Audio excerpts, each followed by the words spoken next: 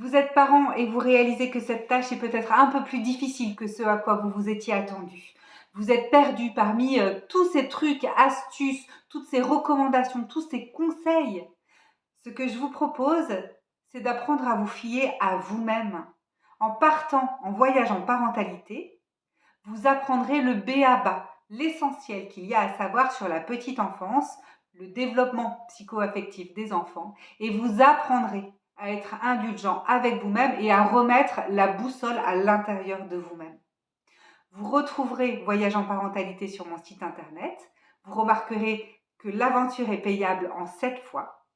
Et pour le moment, je vous laisse avec un extrait de cette méthode de manière à ce que vous découvriez son rythme, son esthétique et un petit peu de sa théorie.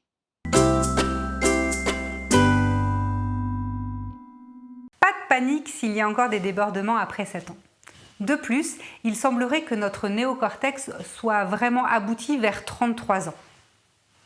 L'idée là, c'est que l'enfant puisse maturer et non se suradapter. Maturer, ce serait adhérer par lui-même parce qu'il y trouve du sens. Se suradapter, c'est obéir sans avoir développé son monde intérieur. En tant qu'adultes, nous aidons à construire ce néocortex. Pour ce faire, allons dans le sens de ce que cela engage. La répétition, le reflet de soi, le dialogue, les crises. Et beaucoup d'humour pour accepter ces incontournables. Un enfant ne peut pas savoir faire quelque chose alors même que nous avons à lui apprendre comment le faire. Tout est apprentissage. Cela se construit dans le temps. Vous allez répéter pendant des années peut-être les mêmes informations. Ça fait partie du rôle. Ce n'est pas de la mauvaise foi. C'est comme si à chaque répétition, vous lui donniez un brin d'osier. Un jour, il aura un panier, mais il aura fallu beaucoup de brins.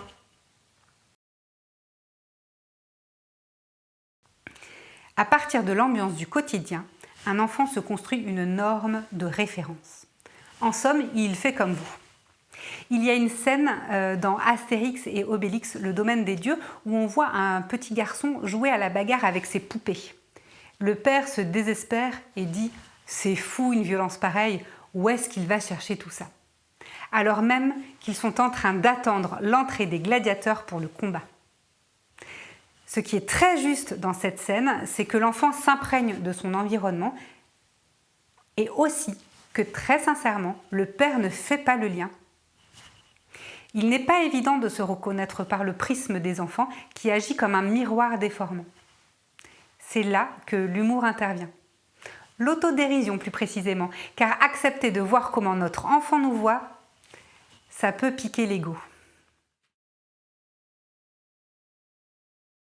Une amie me disait « Elle souffle cette enfant, elle souffle dès qu'elle est contrariée ». Puis elle a explosé de rire car nous savions toutes les deux de qui, d'elle ou sa fille, était reine en ce domaine. On entend souvent qu'il faut dialoguer avec son enfant. Plus important encore, la manière dont nous nous adressons à notre enfant va se transformer petit à petit en sa façon de se parler à lui-même. Nos discussions extérieures deviennent son dialogue intérieur. Quand vous lui dites « tu as le temps, tu peux recommencer, tu as essayé », même s'il ne l'entend pas de suite, ça compte. C'est juste qu'il va falloir le répéter souvent. Et sans surprise, vous l'appliquez à vous aussi. Pour parler de tout ça de manière plus concrète, plus posée et à l'aide de jolies illustrations, vous trouverez Voyage en parentalité sur mon site internet. Voyage en parentalité est un pack vidéo pour une parentalité consciente et confortable.